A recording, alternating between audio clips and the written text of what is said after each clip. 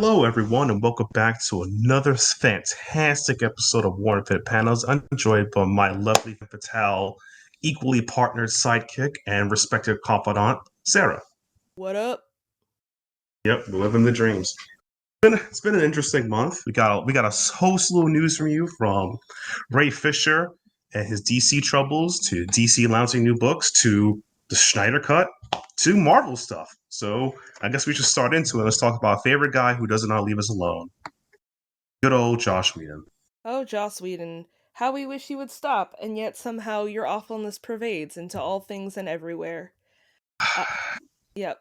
It's real bad. A lot of this conversation ended up happening, well, it happened in two parts, right? So, like, as you mentioned before, and maybe we should get into a little bit, Ray Fisher came out and basically said that, among other players at DC, that Joss Whedon had been particularly egregious and shitty to him on set, as well as other actors. Joss was being shitty too on set, but mostly Ray was the one who stepped out and spoke about it. Yeah, according to, DC has launched. They said they had an investigator, someone investigating the movie, or at least the working conditions about Ray Fisher's claim against DC, the president. It's a lot to take in. Basically, put it nicely, Josh Whedon is not a nice guy. He seems to lose his temper almost all the time. Because again, I'm not trying to say any allegations against him, but he does have a history of being a scumbag. Again, you know, his ex-wife accused him of many things, which led to a divorce. One of the many reasons why Marvel let him go when he was working with them, because he couldn't take criticism. The man has a pattern of not controlling his emotions or responding properly. Perhaps he is, one might say, a jerk-off. Yep. So a lot of that happened, and then things fell sort of quiet for a while in the Joss Whedon camp, and then Charisma Carpenter, who played the main antagonist on Buffy, well, not main antagonist, but she played Cordelia Chase, who was sort of like the bitchy queen bee high school girl in Buffy, and then later transitioned into playing an angel. Came forward with her own account of how she'd been very specifically mistreated on set by Josh, including belittling her consistently to other cast and crew, over rejoicing and making her cry, punishing her for getting pregnant, just generally being basically a shitty human being. And then other women who worked on the show also came forward and said, "Yep, I had very similar experiences." Eliza Dushku did not say that she had similar experiences. She played a character, Faith, Buffy the Vampire Slayer, but she did very much stand behind her female co-stars, Michelle Trachtenberg, who played the much maligned, trying to remember what her name was, the little sister, basically. She came forward and said stuff. The actress who played Willow corroborated everything. Sarah Michelle Gellar, who played the titular Buffy, also basically agreed with everyone, though she did not want to talk about it. Right, yeah. Which fair. Yeah. So there were basically a lot of problems coming forward on set. Other people who were in writers' rooms with Joss, I remember one of them specifically went on Twitter and said that it was a point of pride for Joss Whedon if he could make one of the female writers in the writers' room cry. And bragged about doing it 3 times in one meeting at one point, which is pretty fucking despicable. Oh, 100%. Yeah. And the thing, though, about it, too, which is what made Ray Fisher upset, is that, I guess, sometime 2 months, well, we're in February now, but last month, January, Warner Media has released a statement based on the investigation looking into all the accusations against Joss Whedon, as well as, during the work of the movie, is that this is according to Warner Media. They released it to press release. The investigation was concluded by an outside law firm and led by a former federal judge. More than 80 people were interviewed. We have full confidence in its thoroughness and integrity, and remedial action has been taken. The investigation concluded. It's time to move on. Oh, we just love to hear when companies say that. It's time to move on. Right. While, in fact, as you hired a guy who said things, as well as this made Ray Fisher upset.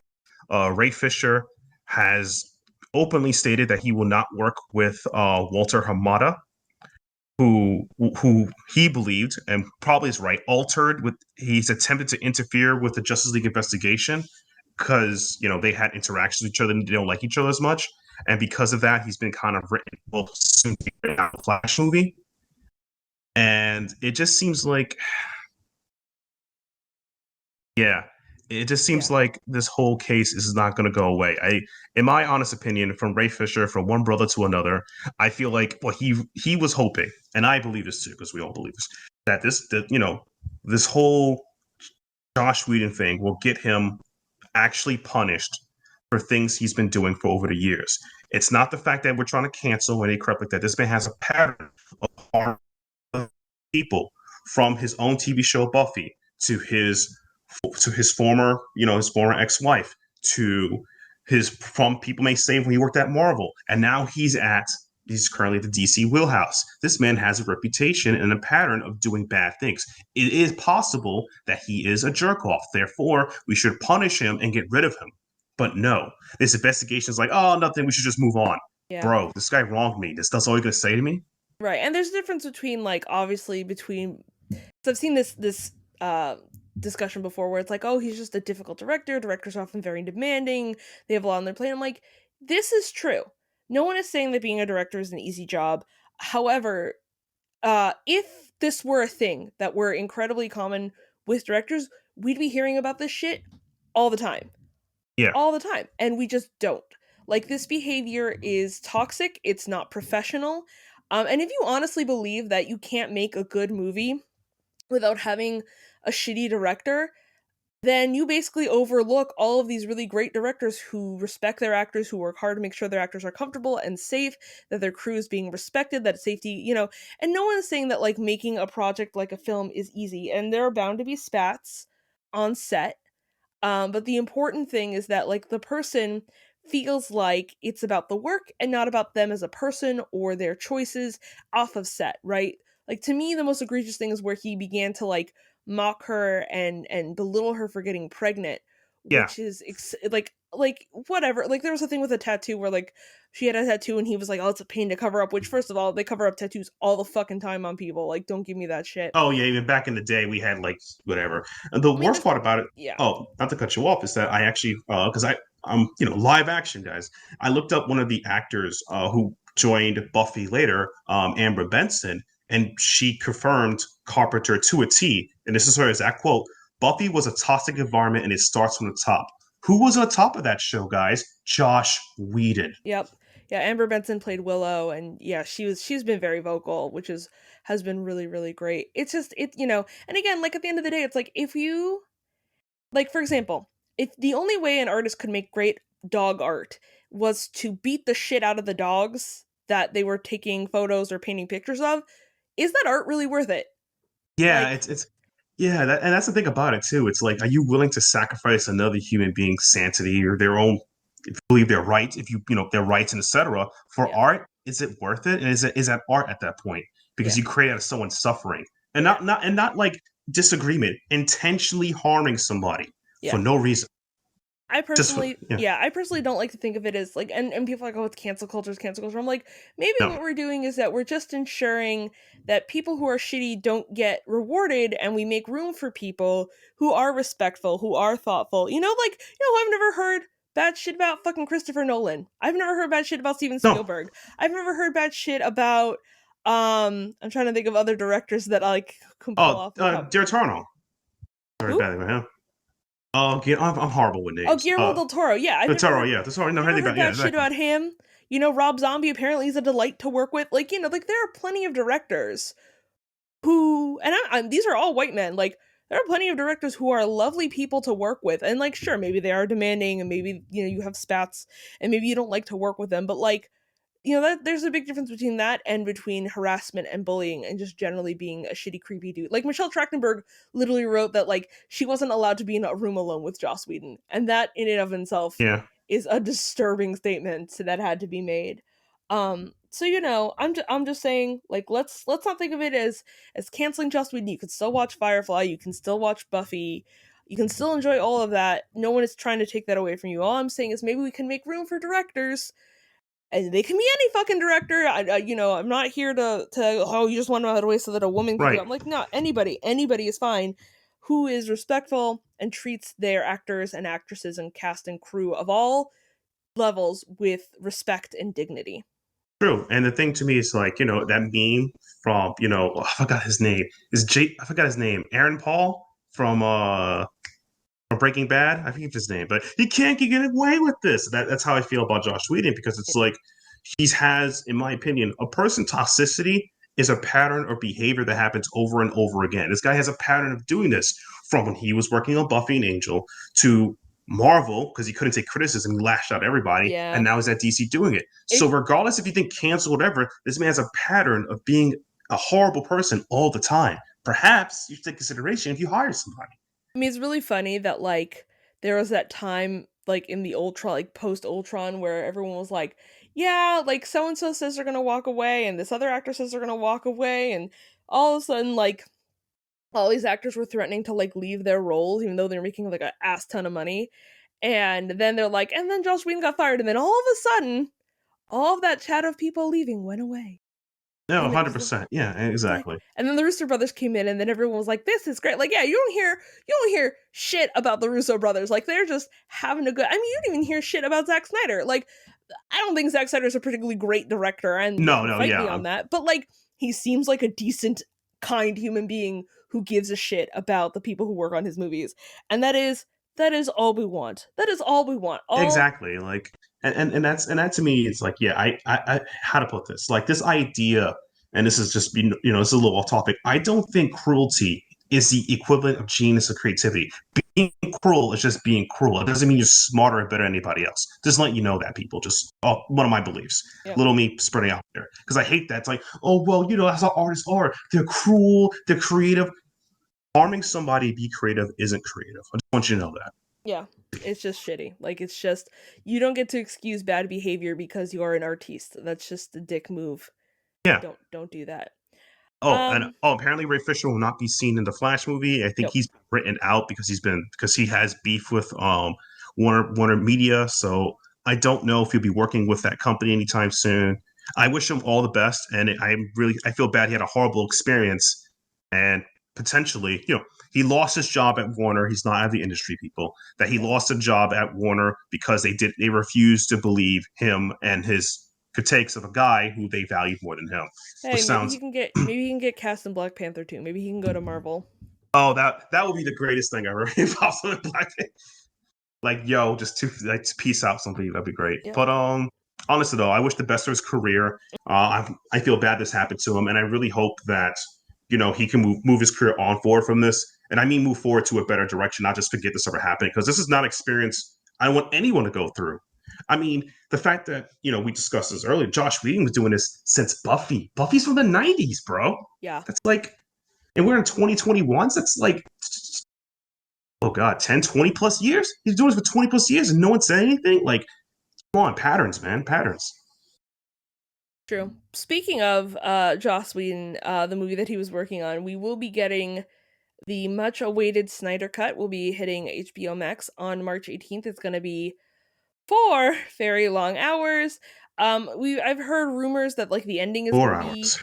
to be very different, or there's going to be some sort of like super mega blockbuster cameo that's a part of it. I don't know how I feel about that. I mean, honestly, like what they probably doing, and like I don't need DC fanboys to come at me, but they will. But I don't need them to. I think what it's going to be is that basically they're just trying to set up like a big cameo at the end in order to sort of prepare for a wider universe. Like they're basically trying to pull Marvel. They're trying to pull Marvel, have Oh, the yeah, cameo yeah. at the end, and then they realized it wasn't going to happen because all the numbers sucked, and they just pulled it back at the end. My personal opinion about this, like, it's not going to save the credibility movie. You're just adding more layer time. It's like, it's just padding. Like, I've seen extra cuts. I've done a lot of research into it. I'm not excited for this movie because the original was bad. It's like, I'm going to just take offhand here. So there is an anime out there called Full Metal Alchemist. The original Full Metal Alchemist, not that good. It's okay. Full Metal Alchemist Brotherhood is a lot better because it's based on the source material. That remake is good. That's great. Snyder Cut is not the remake Full Metal Alchemist Brotherhood is. Snyder Cut is all the ideas that got cut out the chopping floor because the movie was too long or didn't make sense, being shoehorned in so you can watch it, so you can defend this guy. Like he gets movies, like, and I'm like, no, dude, Batman v Superman was bad, and Superman Begins was horrible. This guy has a very edgelord take of movies, and he doesn't get comic book concepts as much as you wish he does. He's not good at that thing. He's not good. Matt's He's coming. not good. Matt's coming for the butts. Matt's That's coming coming. for Yeah. it. So yeah. Well, there is hope on the horizon for the DCEU. Just announced this week, J.J. Abrams will be creating a new Superman movie for the DCEU, and it will be written by none other than Ta-Nehisi Coates, which is interesting. Not like in a bad way. He has written comics before, but he's written them for Marvel. He wrote a run of Black Panther. Yes. So he And does. he currently he's I believe he's still currently writing Captain America. So yeah. Yeah, so it's interesting that we've got somebody who is sort of across the board, and also Abrams, who's worked a lot with Disney, will be coming in to do a DC movie. I mean, basically, it's like what was that old game that people used to play, like 5 Degrees of Kevin Bacon? Right now, it's all like 5 Degrees of Disney. Yeah. Yeah. Like everybody's worked for Disney now. Pretty Um, much. so it'll be interesting. We don't know much about it yet. We don't know if it's going to be sort of like a soft reboot, a la like Robert Pattinson Batman, or if it's going to be the new direction moving forward. We don't really have any idea what's happening there. I don't remember if they said that, like, I don't remember if they said that Henry Cavill was or wasn't coming back. Do you remember? I don't recall, but I do know he's been working with Netflix and a bunch of other projects. I personally think it's going to be a reboot because of how much failure of the first half of the DC movie universe was. And it doesn't, and because of that massive failure, and the massive failure comes from, like, critical reception, as well as we just talked about a couple of minutes ago, the drama that came with Justice League. They don't want to be attached to that, so there's probably like a soft reboot across the board. Probably. And I mean, Yeah. it'll be interesting to see. It'll be interesting to see Ta-Nehisi Coates' take on it. He is generally more of a he's generally more like academic, and it's not a bad thing, but he's very No. thoughtful, and he understands narrative really well. So it'll be interesting to sort of see what his take on it is. Hopefully it'll be less explosions and laser beams and more like, what does it mean to be an alien?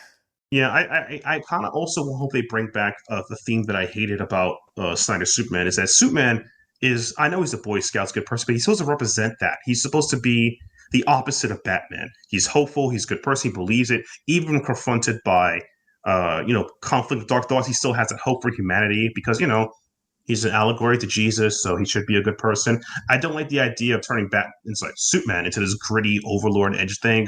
I hope they capture that goodness, like feel good boy feeling into him, and make it work. That Because good boy. it's a bad idea when everyone's an edgelord. No, I feel you. I feel you. Right?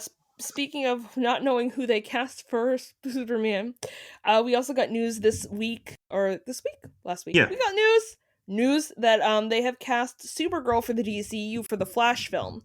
No word yet if she's getting her own solo project, but for now she will be in the Flash movie, and her name is Sasha Calle, and she was on The Young and the Restless, and she's very, very, very, very young. Not very young, God, she's not 16 or anything, but like Yeah. she's new. I hope the best for her. I know that they the CW verse and the movie verse are completely different, but I do like the CW verse of Supergirl, so I hope they have some of those elements in there for casting Supergirl. I'm just a little prayer, but it is what it is. Yeah. Supergirl in the TV show was played by her name was like Benoit. Oh Benoit. God, let me look it up. I'm horrible with names as well. Yeah, I mean she's great. She was also on Glee. Which is the only reason why I even kind of know who she is. She's a good singer too, by the way. I don't know if she sings very Yeah, much in Supergirl. Melissa Benoist, excuse me. yeah, Uh, there we go. I found it. Yeah, yeah, Melissa Benoist is a really talented actress. So Sasha's got a lot to live up to. It will be interesting to see how fans react to it. Just as a reminder, The Flash is being directed by Andre Muschietti. Muschietti. It's like an Italian name, but he's Spanish. It messes with me. Andy Muschietti, and he did the It movies, so he actually has had a lot of success working with younger actors. And again, a director you do not hear people talking shit about. So yeah, excited to see where we go with that one. Cool. And speaking of more good news from DC, DC has announced that they'll be producing about 11 new comics coming out for 2021. And I'll be reading the titles to you. So far, they haven't announced any creative team so far for these books, but these are the title of the books. We got Deathstroke Incorporated, Deathstroke Inc., a Harley Quinn animated series sequel. We got Wonder Woman 80th anniversary title, which probably is like a mini series for Wonder Woman 80 years. Elseworld, which will be the new center of the DC Omniverse series they're starting off. DC Vampires, but according to people that have sources came back to me, that is the working title. It is not the actual title, but it may deal with some gritty stuff, so who knows. Robin and Batman, which I'm going blinking, what, you mean Batman and Robin? But, whatever, that's what it says on my sheet. We got Joker, a puzzle box, The Legend of Batman, Crush and Lobo, and you don't know who Crush is. Crush is the daughter of Lobo. That's been revealed in the new Teen Titans series that's been currently ongoing. Nubia and the Amazons. I'm probably gonna pick that up because this Nubia lore, so that, and DC Middle Ages, something I'm interested to pick up too. So far they haven't announced any creative teams for these books yet, but these are 11 new titles DC is going to be rolling out sometime this year.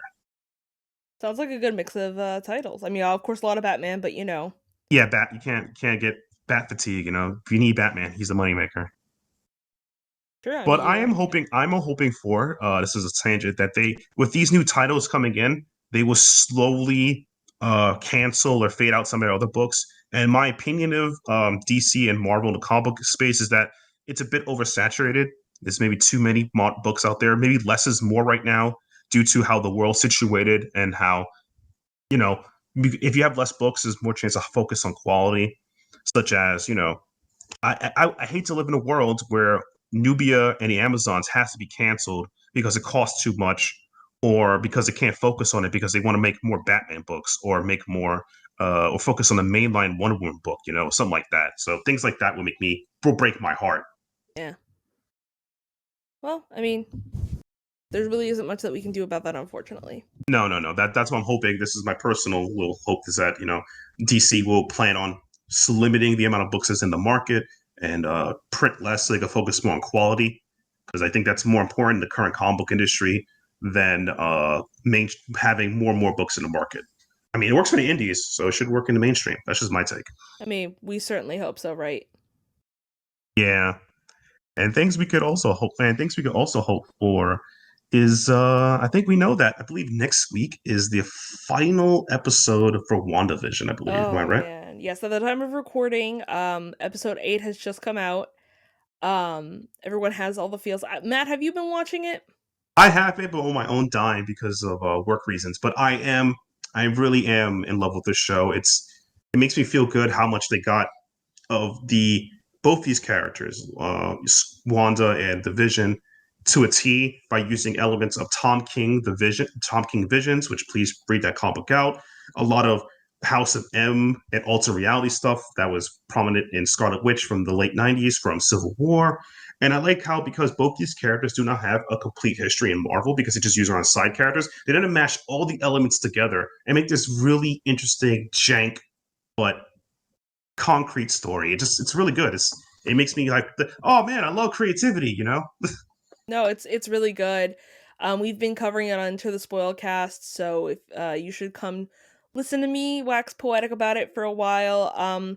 It'll be interesting to see what episode 9 brings. A lot of people are really upset. They're like, "Wait, no, how are they going to cover all of this in like 30 to 40 minutes?" I'm hoping, cross our fingers, that get a longer episode next week or this coming week or whatever. I don't know how time works. 2 hour season finale. Yeah, hopefully for the season finale everything will be good. And then yeah, it's going to be really interesting. Someone was saying that, like, oh, there's a way for there to be a season 2. I'm like, I don't know how, because this is supposed to lead into Multiverse of Madness. And I just don't see how this is going to happen. So some people have been saying it's going to end sort of the way I believe House of M ended, where she says no more mutants or something akin to that, right? Yeah. Like have some big thing that totally shifts the entire Cosmic plan, MCU, yeah. which would be cool. And then right after that we have Falcon and Winter Soldier, which I mean, what a fucking tonal shift. If I had been them, Matt, if someone had paid me millions of dollars, Mm-hmm. but nobody does. But if someone paid me millions of dollars, I would have argued they should have gone WandaVision, Loki, Falcon, Winter Soldier. Honestly, I agree with that order because it keeps the tone across and he slowly dips into reality. Yeah. Because the fact is that you get this supernatural, meta breaking thing. You have Loki with his mystical stuff, which has, similar anti-reality stuff. And then you get to the Winter Soldier, just the good boys doing their thing with Don Cheadle, of course. Don Cheadle. We love him. Love. So we are still waiting on the last episode for one last big cameo. I don't know about you, but I've seen like hundreds of theories about what this big cameo is going to be. Do you have any predictions?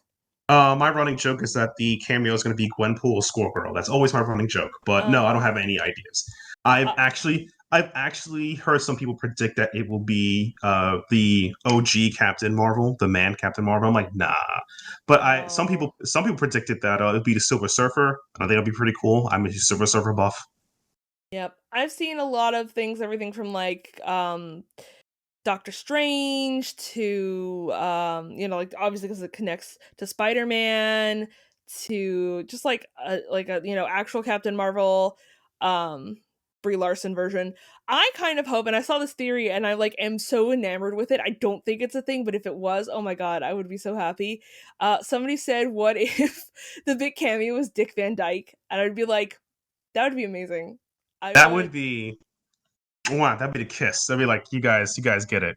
He just like sits down with Wanda. It's just like, listen, Wanda, life is very hard sometimes. He's like, oh, like But yeah, so we'll see what happens, and we can have our own episode about WandaVision. Even though I do the other one too, about like we can do our own episode of WandaVision once it's all over. But it is very interesting because I think a lot of people thought it was going to be like, oh, it's going to be okay, but it's not going to be that good, and now everyone is obsessed with it. Right. And everyone is all like, the theories, and I don't think anybody, I mean, I was kind of expecting it to be sort of that like Lynchian nightmare, like we're all going to be guessing for a long time about what exactly is happening. Yeah, I really like I said, they added so many corporate elements of it. The thing I really like is also the nods, everything. It's like it really kind of it really plays into this kind of like I don't know what to call it.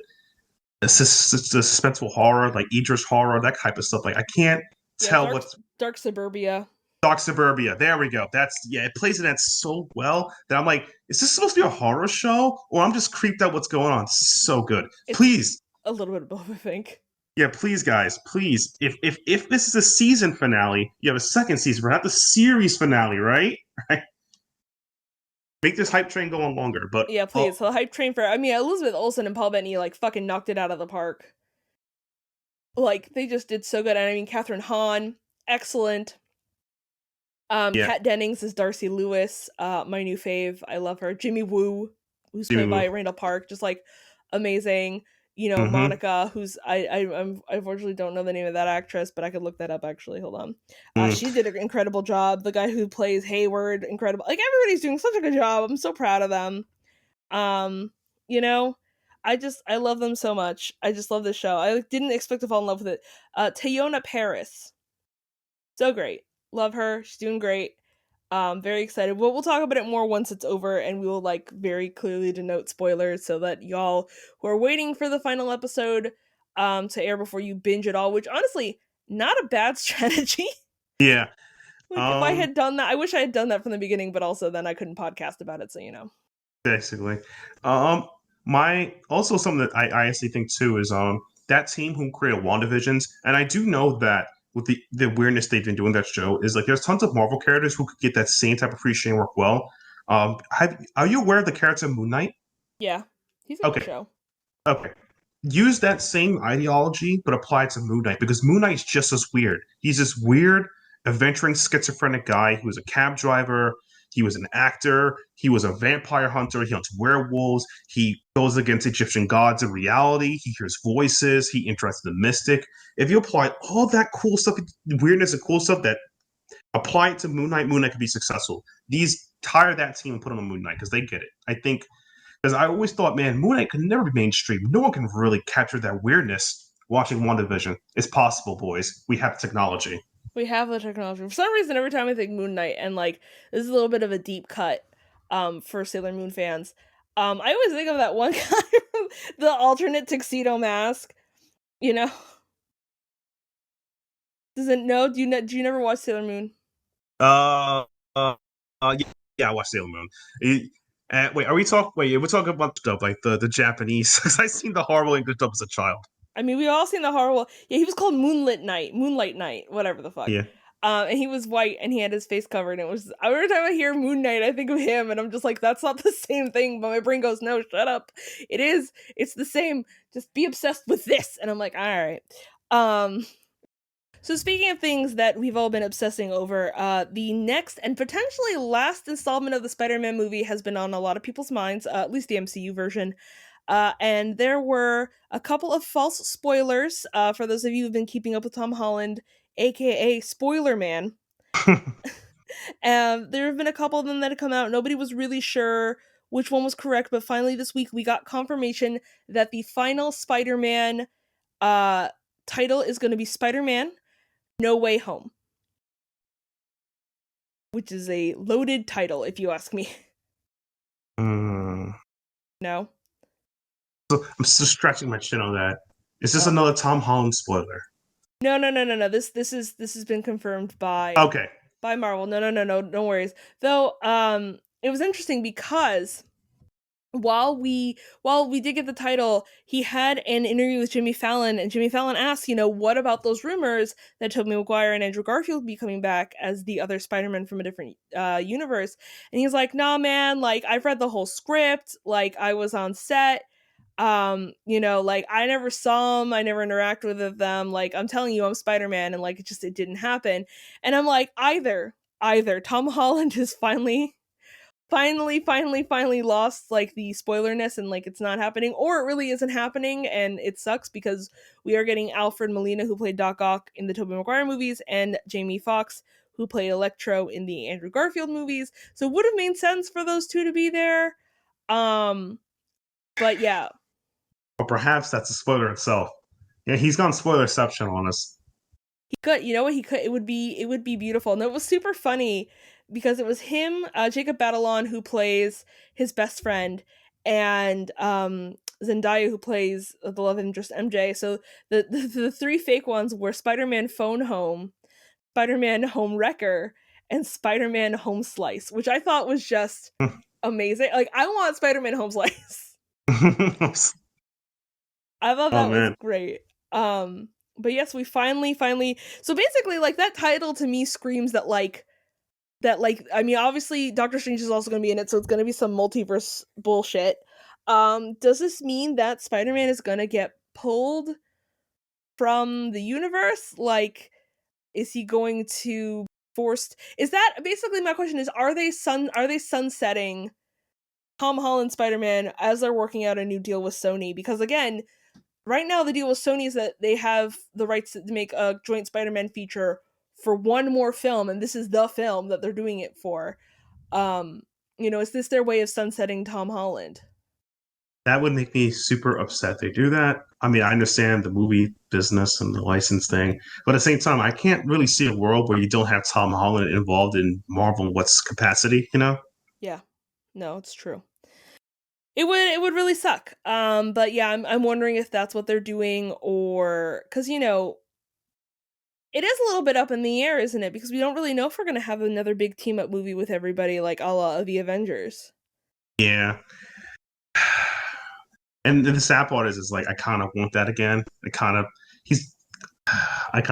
want this. That team up was great. The whole 5+6 movies for that team up was worth it. But yeah, I'm also concerned that will we have my favorite, well, everyone's favorite actor, Benedict Cumberbatch, involved in some capacity. The man of the impossible dimples, as I call him. Beautiful dimples. He's like like I said, I'm not to rip on him, but I believe in this case, his facial face is very genetically freakish. At the same time, it's also handsome. I don't know how is that possible. I just love that you said facial face, like his facial face. His facial face, because I can't describe it. It's like, is he human? Is he one of us? Oh, of course, he's a doctor of the mystic arts. Of course, that makes sense. Yes. Oh yeah, of course, he's too beautiful. He's too beautiful to live. Yeah. So we're gonna have to see how that pans out. I'm really excited. I believe it's coming out I want to say like December-ish this year. Ah, that's good. I I have no think. idea. Who the hell knows when any movies are coming out, because Disney Oh no, sometimes yeah, like, yeah, we'll based on put the it on current civil streaming, we situation. won't put it on streaming. It's like, hopefully, like, we can go to the movies, but I don't know, like, it's very stressful. Exactly. I also think too, based on each state's or area's relief, blah blah blah, for the situation we're in. Um, I also think this probably gives Sony and Disney some time to hash things out. Hopefully, Disney can buy the rights to it or they extend the deal because it's in both their interests. I personally think that it would be in Sony's best interest to allow the deal to extend forward because they both get a profit cut from it. Because not to crap on Sony, but I don't see any major Sony in the film department making some money type soon, and this could help you get money without selling the rights. So I don't know. Profit motives, that's my thing. And profit motives could help them smooth out, make the deal last longer. I mean, we'll see, right? I mean, because Sony did really well with Into the Spider-Verse, but like, their live action stuff is just bad. Like, it's just bad stuff. And that's not to shit on any of the harder working people at Sony. I know that they try. I know they're not trying to make bad movies. They just end up happening that way. Yeah, So, as well as the current climate for movies nowadays, it's because this is a topic we talked about before. Movies are compared to other forms of entertainment, like Broadway, super kind of on a near expensive side, again, at least in my opinion. And I feel that because the price points are so high ish, depending on who you go to, it's kind of generally not in a person's best interest to see multiple movies a month, like see less than like three. yeah. And some movies, and most people go out to see the blockbusters, the bangbusters, the hype machines, right? There's very few reasons for people to see movies not in their wheelhouse to experiment their cash on because it's expensive. Like for example, little antidote here. The love of my life, I have said many times, Cassie loves animation movies, right? Loves that stuff. I love crime noir movies. There is no way I could see Cassie on her own spending money to see a crime noir movie if it's not in her wheelhouse because that's expensive. So risk to see a type she wouldn't normally see without a cost to it. Of course, you can watch a crime noir on Netflix that's already paid for, but actively going out to spend money on a risk rather than something you already know. That's how movies are right now. If the price of movies went down per ticket, or it made it more affordable to people get in the door, then I think more people will buy more movies, see many type of movies, instead of seeing the blockbusters. I mean, that's just one take of it. There's many Yeah. sides to the whole thing. No, it's all good. I mean, we'll have to see. I mean, it's going to be interesting what the new world of movies is going to look like when we are finally able to leave our houses and not worry about dying. Generally Not speaking. very. It's a Yeah. weird world out there, man. It's It's weird. a world. I'm still waiting for my anarchist taco stands to kick. This is the kickoff. Exactly. But yeah, it's also that too. I mean, we talked about it before in other podcasts. The future of movies with streaming services. What people are going to say about that, et cetera, et cetera. We all got to wait in time to see all that stuff. I'm personally pretty optimistic about it. I think that movie theaters still have a place to see in society rather than stay at home and see everything. And I hope, like I said, I hope it's healthy and people can go out and see more movies because I think that if people watch more movies or have more access to them, people will be experiment their taste and have more things to enjoy. Because Sarah, I'm assuming you're a Broadway fan, right? Yeah, obviously. Yeah, yeah. I've people like Broadway, and I try to can't watch. I watch some Broadways through other means. Okay, so like that's them, and they're pretty cool. But I can't see myself shelling that much money to see a Broadway show. That's a lot of paper, man. A lot. Like that's like almost like my internet bills. Actually, yeah, it costs my internet bills plus my TV bills. That's how much a Broadway ticket cost. Oh my god, so So much money. yeah, Eternal cry. Let's not think so about yeah, it. let's not think about it. It never happened. Never happened. So yeah, that's gonna be interesting too when all the Broadway theaters reopen. All the theaters across the country open again. It's going to be interesting times in post-pandemic hell. Yeah, pretty much. And I guess that's the way to end off our podcast because I don't think we have any comics to recommend recommend this time because I do actually. First oh of all, wow, you do. how dare you assume that I am not here to recommend comics? I am here to recommend all the fucking comics. That's the recommendation. All the comics. All the comics. Anything you see that has the comics on it, buy it. Well, if you'd like a couple minutes to think about it, I can tell you what my pick is. Um, so I ended up, yeah, listen. So we've talked about my obsession with Check Please, which is basically like, um, basically ice hockey plus gay love, which like whatever, man. I live my Hmm. life. And a friend said, oh, if you sort of like light sports with gay romance. I'm like, you know I do. She was like, here's a series for you. So it's called Heartstopper. It's by Alice Oseman or Oseman. I'm not 100% sure how to pronounce that. It is actually it started life as a web comic, but it is in print. So you can either read it for free or you could read it in a book. Obviously, we support the artist, so I advocate for buying the book or getting it from your local library. And it's really cute. It's about these two boys, Charlie and in my brain I just like I know his name, but I can't remember. Basically it's about these two boys, oh, Charlie and Nick, who go to British high school, which is confusing as an American, but it's fine. I work with it. Um, and they end up falling in love when Charlie joins the rugby team because of course sports have to be involved. And it's just sort of a very sweet, very chill. Like it's obviously meant for like people who are younger.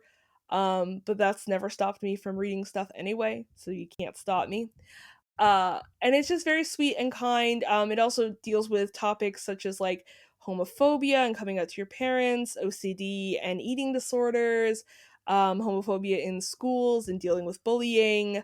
And it's got a lot of really great representation. So not only you have the main couple who is a gay boy and a bisexual boy, you also have two girls who are in a pairing together. There is also a cis man and a trans woman who are in a relationship together. There's also a really cute subplot between two teachers that makes me really happy. Like it's just like if you are sad and you hate to admit that you are into romance, but you're like a little bit into romance stuff, um like me, you're like, no, I like horror comics, horror comics, horror comics, which I do. I still love horror comics, but every now and then it's nice to read a story where someone's not going to get decapitated. Um because sometimes it's nice. Sometimes it's nice to just know that everyone's going to be okay. This is a really great one. Again, Heartstopper, Alice Oseman. You can read it online if you are impatient, or the first 3 volumes are available for purchase, and the 4th one is coming out very, very soon. That sounds great. Sounds like rainbow romance. Sad part is, I would probably take a chance to look at that simply because of, like myself, as someone who likes to read crime stuff and into surrealism or really deep books, I too wish to be held and loved. So I read the books where I can feel cuddly only Yeah. once. It's very cuddly, very sweet. They all wear big sweaters and like hang out on beanbags and stuff and watch movies. It's very chaste and very adorable, and I just like it makes me really happy for Oh man! And them. the one book I would recommend, even though I mentioned it in the podcast, Visions by Tom King, and I'm gonna see if I can pronounce his name right. Gabriel Hernandez Walta. It is one of the best. It's if you guys are watching WandaVision or into it, I recommend reading this book because it has a lot of elements of WandaVision into it, as well as it's probably one of the best books. It's a family tragedy drama series of a robot trying to be a man. It doesn't work. It may not work out for him, but please check it out. It's probably one of the best graphic novels that came out in around 2018. Yep, I actually have this one, and I've read it, and I agree, it is also very good. Yeah, It makes me sad. It makes me sad, but it's like the good sad. I don't know. it's a very good family tragedy. Like if never and it's not a lot of people who do it. So I gotta give Tom King respect for that. That was one of his best works. Uh, That and a book I recommend next time if I finish reading it. ooh, that this makes us ready to get to the next episode then. That's right. And thanks again for you guys for listening to us ramble and go about comics, TV, and movies, everything nerd culture related. Be sure to like this podcast, video, however you find it. Share it with your friends and annoy them about us. Yeah. And tell them that one day we too can all own taco stands together in a mutual system. And also, please again, and thanks for listening to us. And check us out next month when we have more things to talk about.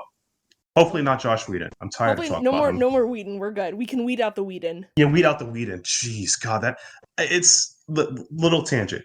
How many times can you keep getting away with this? This guy's just like he makes me upset because he created so many things I liked as a young person, from Angel to Buffy. Because Buffy, when I was young, was like one of the very few non-typical superhero heroines I ever seen before. It was so cool. And then only to realize the guy created him is not the nicest guy towards women. So I'm like, it's all power play. So it hurts my heart, but I appreciate the art at least, and that's how I'll leave it as that. You're okay. It's okay. It hurts. All right, that would be that's my tangent. Sarah, got any final words? Live long and eat kale. Hail. Bye.